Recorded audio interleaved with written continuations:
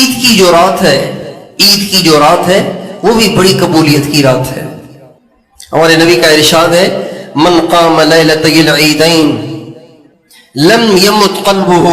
یوم تموت القلوب، جو شخص عید کی دو راتوں کو جاگے گا،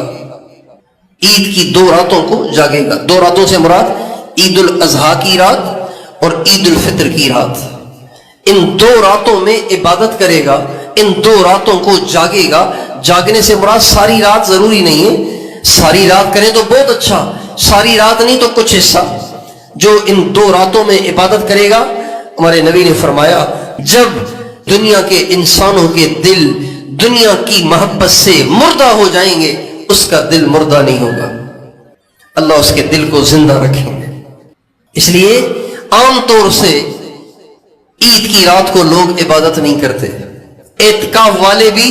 چاند نظر آتے ہی بھاگتے ہیں گھر کی طرف،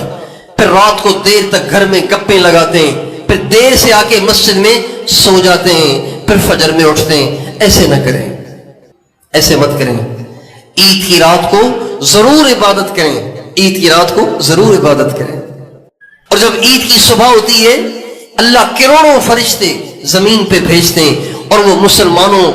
کی عیدگاہ کا جو راستہ ہوتا ہے اس میں صفیں بنا کے کھڑا کر دیتے ہیں، اور وہ فرشتے کھڑے ہوتے ہیں، اور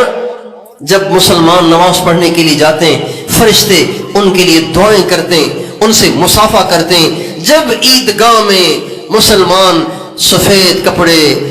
اور صاف ستھرے کپڑے اور نئے کپڑے پہن کر نہا دھو کر عیدگاہ میں آتے ہیں تو اللہ تعالیٰ فرشتوں سے فرماتے ہیں میرے فرشتوں تم بتاؤ اس مزدور کو کتنی مزدوری دینی چاہیے جو اپنی مزدوری پوری کر چکا ہو، جو اپنا کام پورا کر چکا ہو، اس کو کتنی مزدوری دینی چاہیے؟ تو فرشتے کہتے ہیں یا اللہ جو مزدور اپنا کام پورا کر چکا ہو اس کو پوری مزدوری دینی چاہیے جتنا اس کا حق بنتا ہے۔ اللہ فرماتے ہیں میری عزت کی قسم، میرے جلال کی قسم، میرے بلند مرتبے کی قسم، عرش پر مستوی ہونے کی قسم، تم گواہ رہو میں نے عیدگاہ میں ان آنے والے روزے رکھنے والے تراویح پڑھنے والوں کی زندگی کے سارے گناہوں کو معاف کر دیا۔ یہ تو فرماتے ہیں فرشتوں سے، پھر اللہ ان بندوں کی طرف متوجہ ہوتے ہیں اور فرماتے ہیں یا عبادی، اے میرے بندو تم میرے دروازے پہ آج آئے ہو اور تم نے سارا مہینہ روزے رکھے اور تم نے تراویح پڑھی اور تم نے اپنے آپ کو برائی سے بچایا، میرے بندو تم آج مجھ سے جو بھی مانگو گے نا میں تمہیں ضرور دوں گا،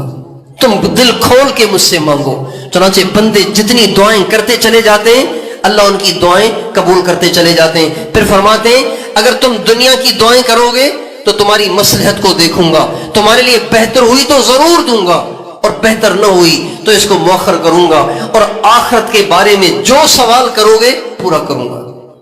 چنانچہ لہذا اگر کوئی عیدگاہ میں اللہ سے یہ دعا کرے اے اللہ مجھے بھی، میرے بچوں کو بھی، میری بیوی کو بھی، میرے والد کو بھی، میری والدہ کو بھی، میرے بھائیوں کو بھی، میرے بھتیجوں بھانجوں اور بھانجیوں بھتیجیوں کو بھی، اے اللہ مجھے میرے رشتہ داروں کو بھی، سارے مسلمانوں کو اپنا کامل ولی بنا دے، تو بتائیے اللہ اس دعا کو قبول کرے گا کہ نہیں کرے گا بھائی؟